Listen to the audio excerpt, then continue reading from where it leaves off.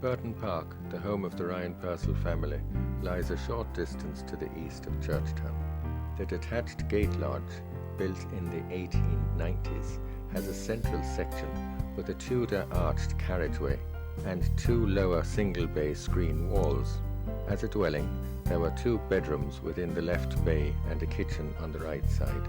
Interior wooden panelling furnished the walls, and the last residents were Morris and Mary Marney and their children Paddy Joe and Dennis, who left in 1955. Very fine parkland opens up as one proceeds up the avenue, with the forestry plantation to the right-hand side, covering a large part of the estate since 1997. 5 mature oaks, of which there were once 7, stand across from the facade of the house. 7 oak trees were planted in the early 1800s, one for each of Reverend Matthew Purcell's 7 daughters. There was originally a beech-lined avenue from the front porch straight to the family graveyard in Egmont. Beyond the gravel on the front lawn was a grass tennis court, constructed after the present avenue was built. Metal posts, strings and a line marker were used to paint the lines, and Oliver remembers one of the employees, Denny Fisher, struggling with the hand-pushed mower back and forth cutting the grass.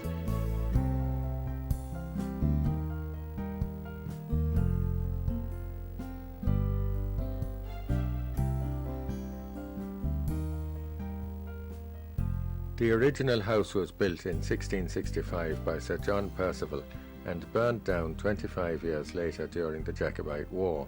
His heir to Burton Park, who was the first Earl of Egmont, ordered the house to be rebuilt in 1703. He was the biggest landowner of the area. Italian architects submitted designs for the new house. The new 2-story country house over basement was completed in 1709 on the foundations of the former building.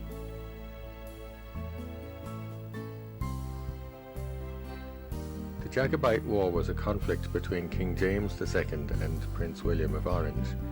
Baron Nicholas Purcell fought with King James II, and Burton Park was subsequently bought by his Purcell descendants.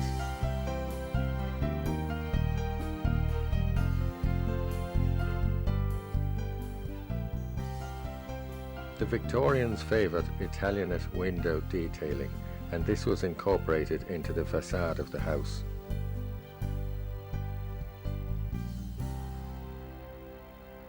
Carved on the central gable of the parapet over the central attic window is the Purcell family crest, the hand and the dagger. The projecting porch, originally fitted with roof balustrades, was added around 1895, at the time the house was refaced.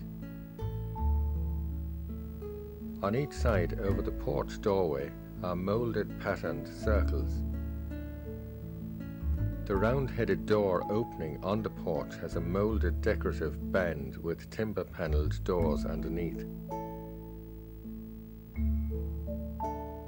The steps are made of splayed cut limestone with 2 balustrades and cut limestone piers.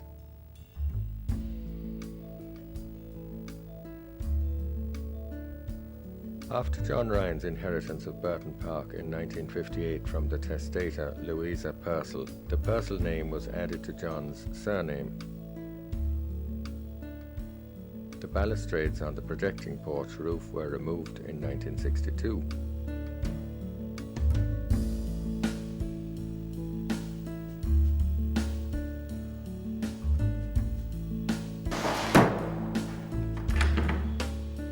The glass-panelled door between the porch and the entrance hall is of typical Edwardian style. The architraves and surrounds of the hall doors are mid-18th century, as is the staircase.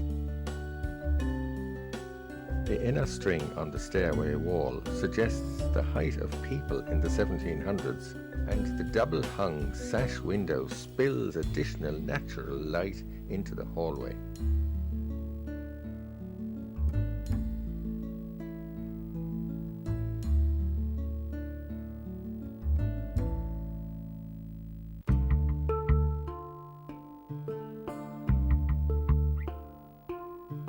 order to call the family or guests to dinner, the first footman used the mallet and gong. The drawing room is furnished with a Louis XV style suite of salon furniture dating from the early 19th century. John Ryan-Purcell crafted the glass bowl at the base of the late Regency chandelier.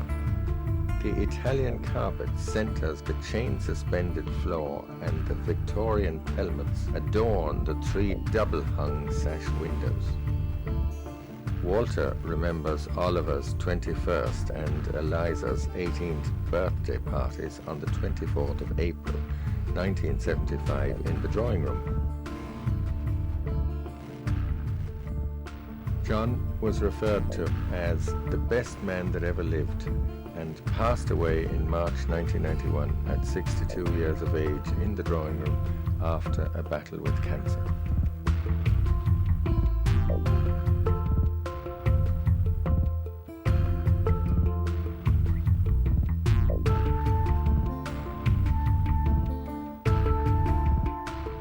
Up to the year 1970, the mahogany sideboard at the right wall stored the extra dining tableware. Hence, this was the dining room. Eliza remembers the thick tablecloth, which Rosemary said came from the family townhouse of the testator, Louisa Purcell in Monkstown, Dublin. On the table were wooden table napkin rings. Each family member had their name carved on theirs. Oliver has a poignant memory of the housemaid, Sheila Fitzpatrick, bringing a trolley of food in for the family, which was cooked in the basement kitchen by the last residing cook, Nellie Jordan. Little is left from the past, and all that remains of the dining era are the gilt-framed portraits of the Purcell descendants on the 4 walls. Now a billiard room. Thurston Snooker, London, furnishes the room and continues to entertain the family to this day. The portrait of Reverend Matthew Purcell hangs over the mantelpiece on the end wall. He was made a freeman of Cork.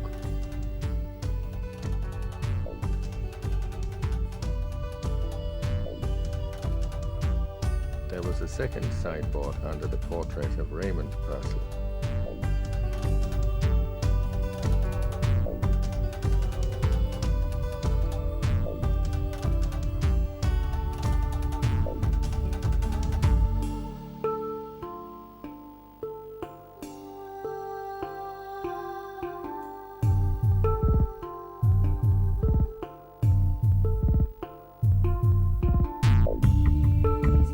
To filter out noise from the servants' quarters, green baize was fitted at the back of the 2 dining room doors.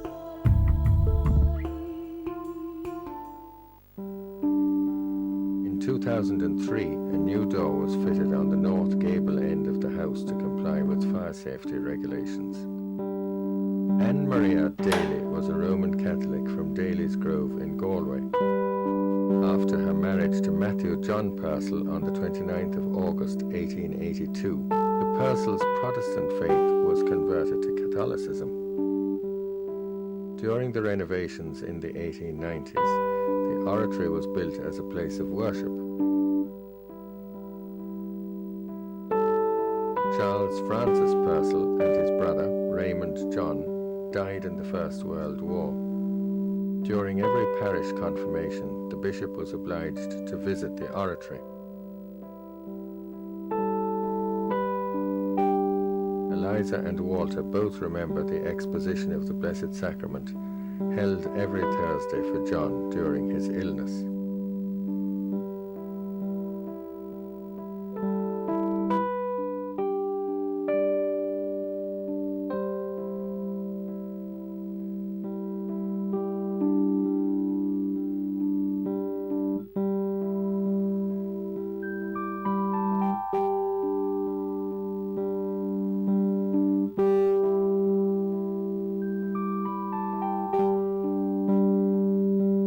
The passage along the eastern wall is of the original house. Oliver remembers his parents, John and Rosemary, eating scrambled eggs in the sitting room every night after the family went to bed. The wireless was tuned to a program called The Archers each evening, which they would listen to. John used to place the old-style records on the gramophone, playing songs such as If You Go Down to the Woods Today.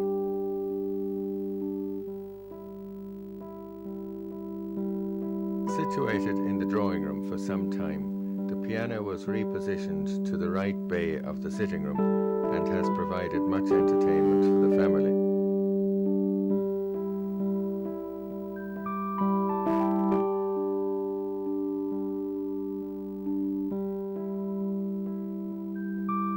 Walter remembers vividly the evening Oliver was flown back from Nigeria, where he had contracted cerebral malaria. Walter sat comforting his father on the sofa in front of a hot fire. Sitting around the kitchen table at mealtimes was of great importance. John sat at the top of the table facing the ladies' garden, and Hilda sat at the opposite end facing her father. The two sideboards had originated from the dining room when, in the 1970s, John moved the kitchen up from the basement.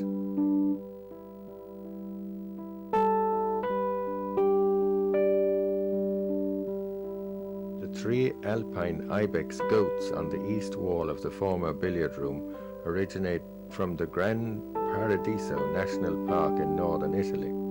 Leather-covered seats furnished the billiard room, and individual lights adorned frame pictures in a line on one of the walls. Suspended from the ceiling were 6 lights to illuminate the billiard table. Billiards evolved from a lawn game similar to croquet sometime during the 15th century. The green cloth simulated grass. Some of the finest homes have billiard tables in them. The ladies' garden is at the south-facing window, in which Rosemary kept lots of hens and once contained star-shaped flower beds. The back porch and the story overhead were a later addition in the early 1900s in Raymonde-Purcell's time.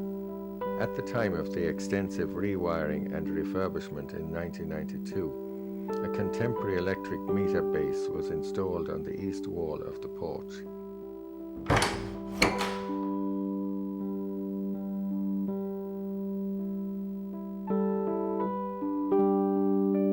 The lavatory and the large bathroom overhead were another addition to the house in the early 1900s.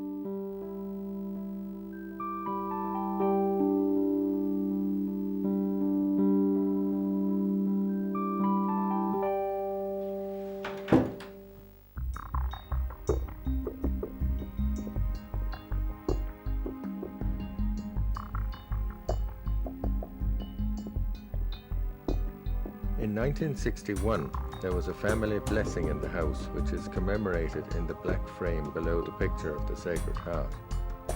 The first 3 children of the Ryan-Purcell family had been born at this time.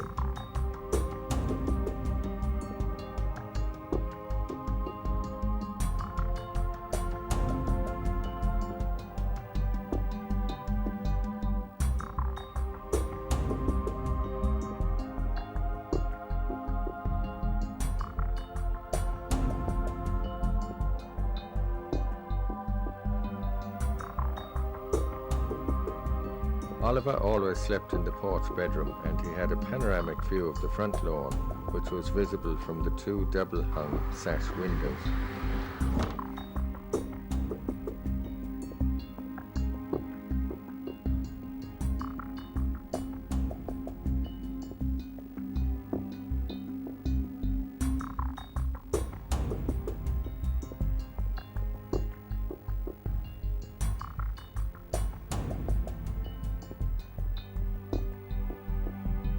In the master bedroom, Rosemary stored all her religious pamphlets and objects in the large drawer under the clothes cupboard.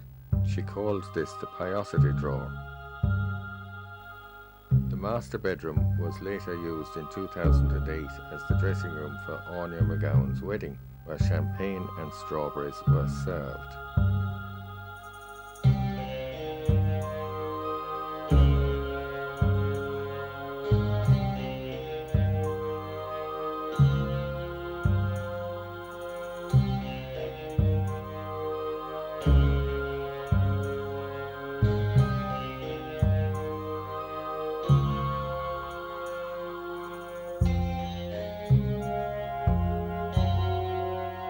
Hilda slept in the room next to the master bedroom.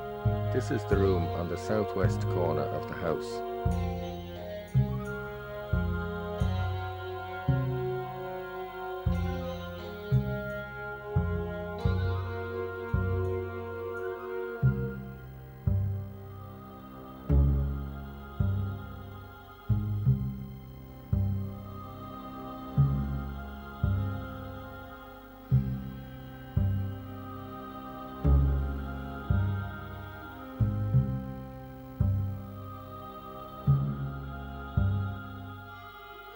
Situated on the south gable extension, the top bathroom overlooks the ladies' garden. John fitted a cream-coloured 2-bar stove upside down over the taps at the top left of the room.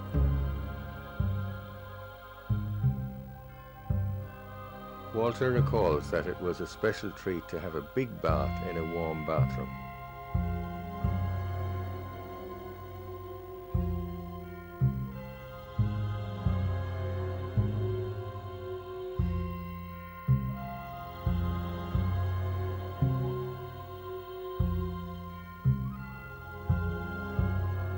The passage and adjoining rooms were built during the early 1900s over the single-storey billiard room and sitting room below.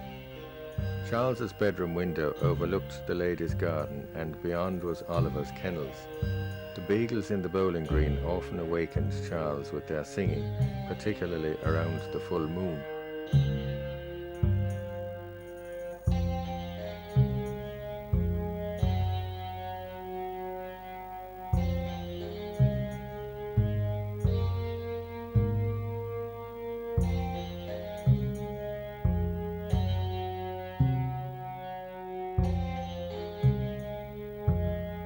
There were 2 beds in Eliza's bedroom, and a bat slept under the quilt of her bed. A nest of bats lived in the alcove.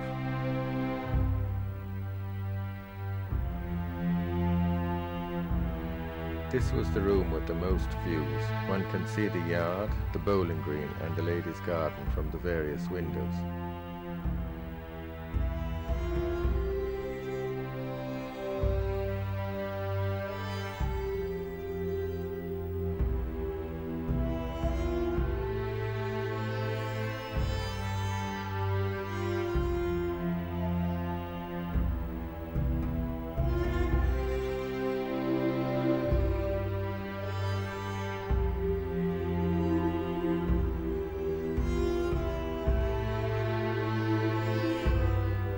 In about 1975, Anita was ill and was brought home from secondary school to a hot fire in her bedroom overlooking the coach yard.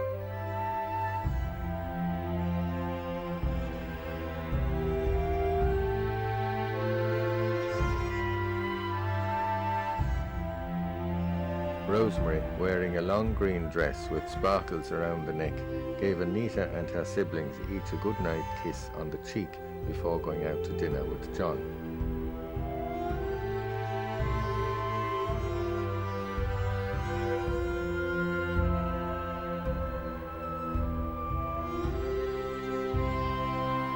Baths were also a significant part of growing up in Burton Park.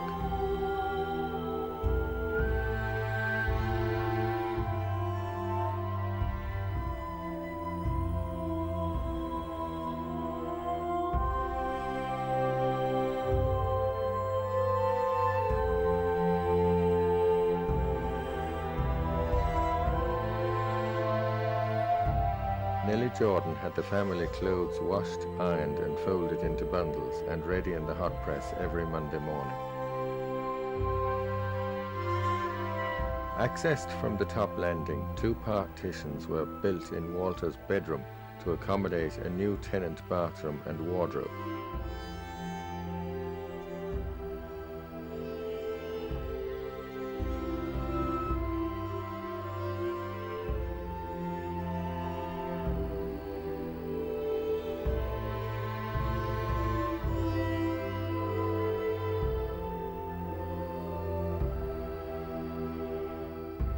In 1985, Eliza left Burton Park for Nigeria.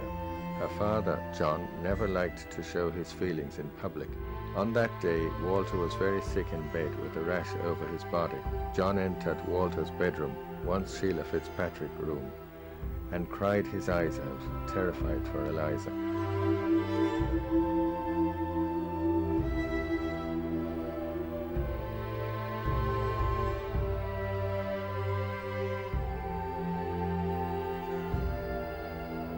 Mrs. Bill Callahan came once or twice a week to mend clothes in the room facing northwest. Oliver remembers being taught by her how to thread a needle, and Walter's cousins were amused that the family had a seamstress in the house. Her husband, Bill Callahan, used to work on the farm and was keen on horses. Oliver then converted the room into a library and was later rented as a tenant flat.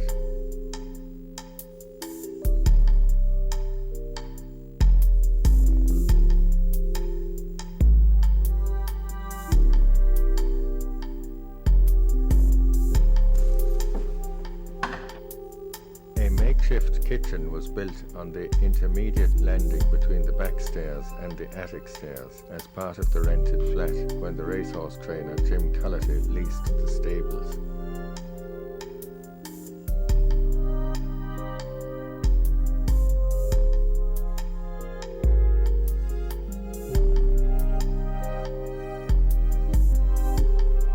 In the old days, the staff always used the back stairs and the basement stairs. The food was brought up to the dining room through the open doorway. Servants had to know which bell tone related to which room and proceed upstairs on hearing the bell. Adjacent to this hallway was the old kitchen where the food was cooked on a cast iron yellow Essay solid fuel range at the eastern wall. The performance level of this cooker was high and favoured in the kitchen.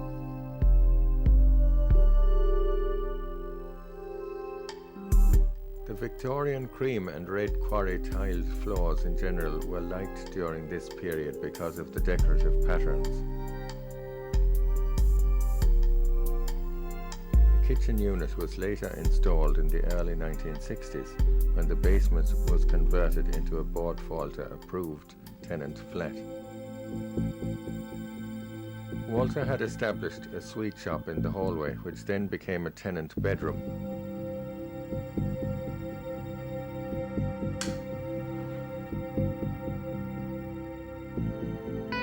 Situated behind the hallway was the original bathroom.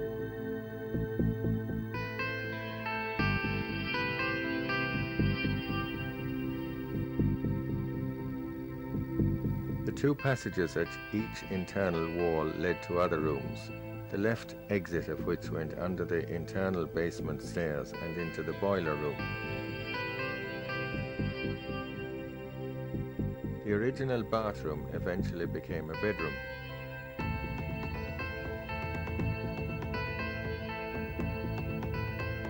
The 9-light sash window has been bricked over in the present bathroom to create privacy for the occupant and extra shelf space. It was formerly an unlit pantry. The hot press now forms the dividing line between the two basement flats.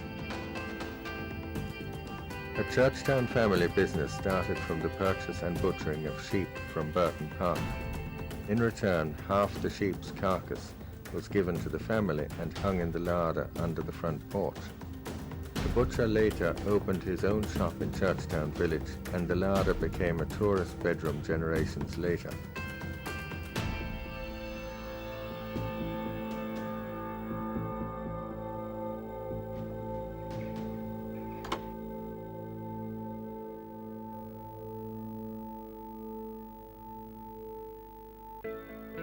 Directly opposite the basement level stone steps is where the boiler room was situated. Rosemary was told that there was once a man employed full-time to fuel the boiler with coal. This carbon fuel was stored in the stone coal bunker next to the external staircase and drawn out using wheelbarrows. The bunker now houses the freezers and washing machine.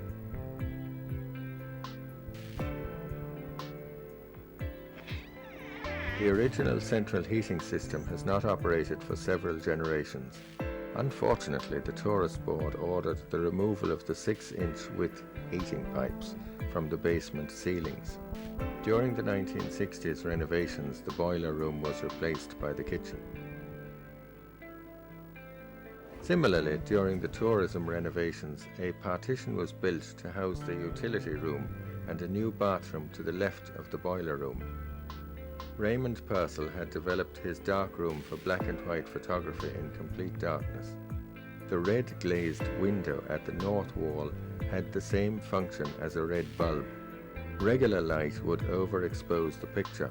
As in most 19th century darkrooms, photographs were enlarged and printed using the red safe light, as the paper onto which they were printed is not sensitive to red light.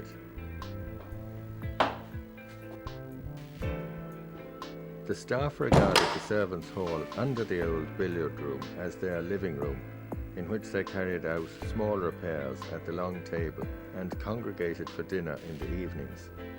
The spilling of natural light into the hall at the southern wall enabled the staff to intensely focus on tasks.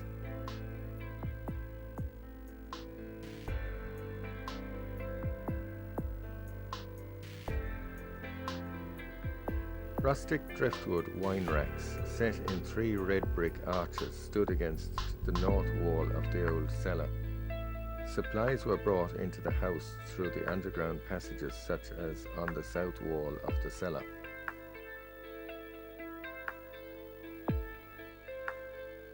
Nellie Jordan's bedroom was beside the cellar, and Walter recalls her awakening around 6 o'clock every morning to prepare the breakfast for the family. After 51 years of service, Nellie slipped away into the next life in March 1993. Oliver's workshop was in the Twaden bedroom, where he made a wooden horse on 4 wheels called Paddy Burton. At Christmas every year, Oliver liked wearing comical clothing, which amused his aunt, Gwenda Pearson. The workshop later became a pantry.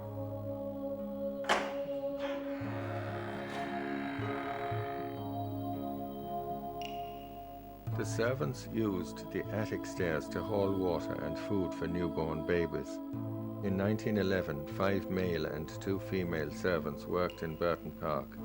At the time, Ryan-Purcell lived in the house.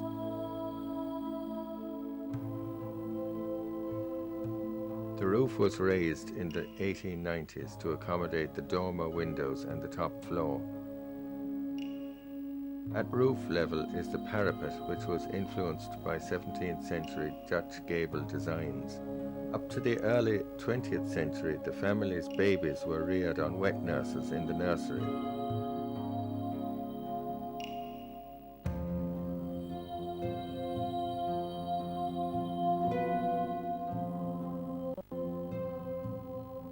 Children used the steps on the dormer windows to look out onto the front gravel.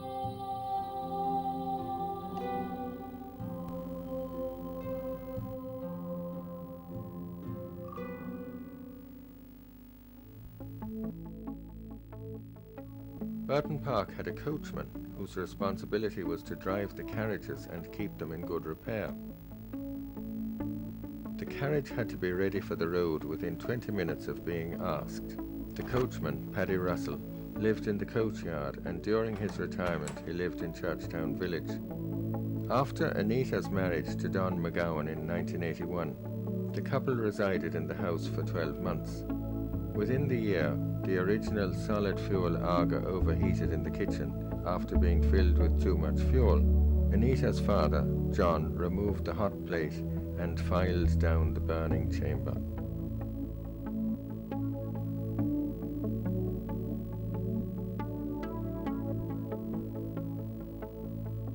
The sitting room was once a tack room to roof height, where driving gear for horses was kept. When converted into living accommodation for tenants, an upper story was constructed.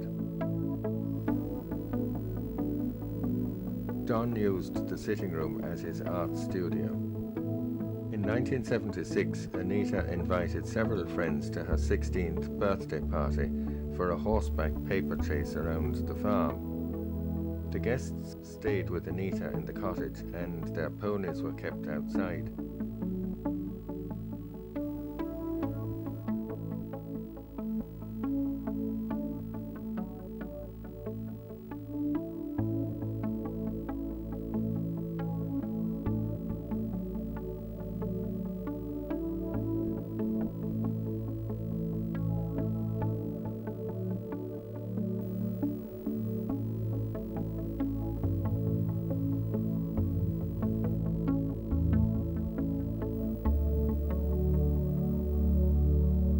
The bathroom and the second bedroom on the first floor originally formed part of the stable loft, but were converted into two residential rooms during the late 1950s and early 1960s.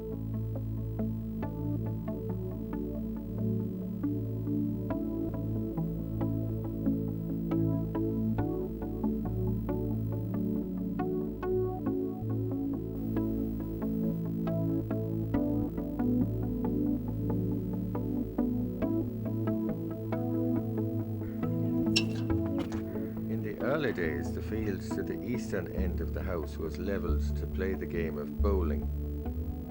Oliver built the kennels in 1984 at a cost of £10,000. He had his own pack of beagles.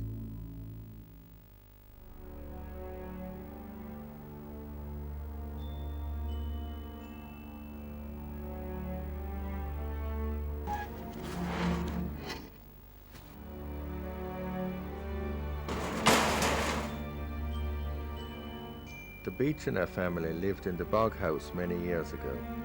Rosemary recalls an unfinished cement wall on the building where she met her husband, John, in 1951. He was going to establish a milking parlour in the building at Ryan-Purcell's time. The milking parlour, originally on wheels, was designed and bought from Arthur Ryan of Inch in County Tipperary.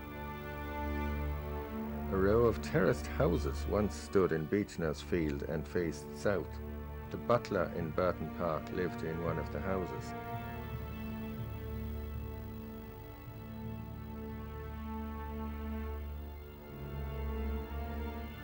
The tennis court was built in 1972 and constructed by hand with shovels. Buttevant Concrete built the walls and floor of the swimming pool. A greenhouse with grapevines once stood against the red brick wall and blew down in a 1960s storm.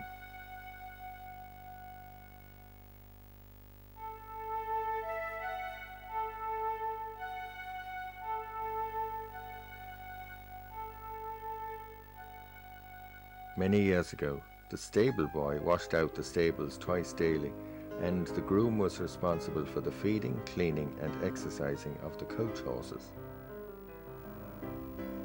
Located on the east of the coach yard, the limestone shed has a pitched corrugated iron roof, once fitted with 4 cow stalls, the Gordon vacuum brake milking machine, a surface cooler and platform were on the left wall. Milk ran down the outside of the cooling system into a churn on a platform beside the milking machine. The local GAA dismantled the milking parlour in 2012 for their metal collection. The oat dryer was built by Eliza's husband Peter and based on the 1970s bioenergy research by Brendan Cunny at An Forest Taluntas in Oak Park, Carlow Town.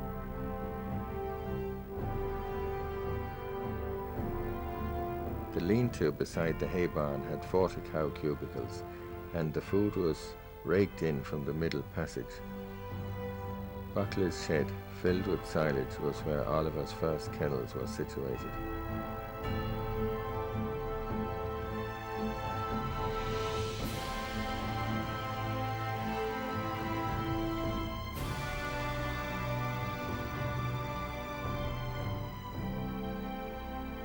Burton Park is a very fine residence and the many stories within are thrilling.